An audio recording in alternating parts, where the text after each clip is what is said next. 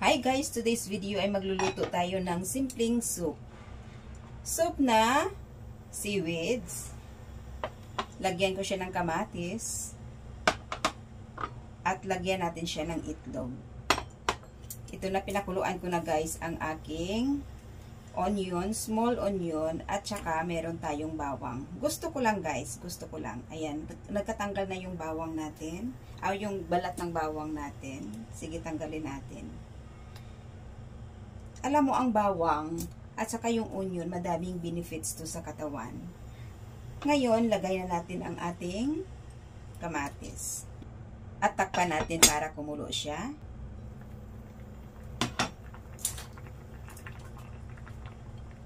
Okay na ang kamatis natin.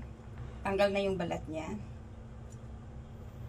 Lagay natin ang seaweeds.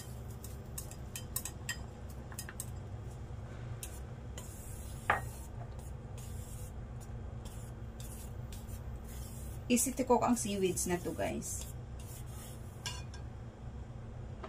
Tapos, batihin natin ang itlog.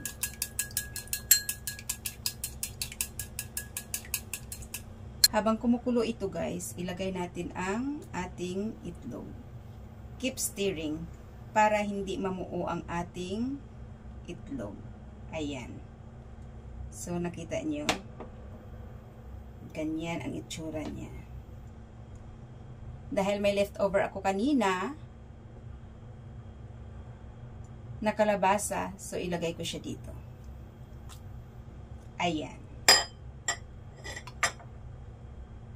So, ito na guys, ang ating seaweed soup.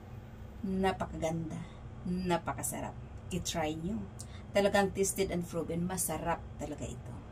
Thanks for watching. Bye!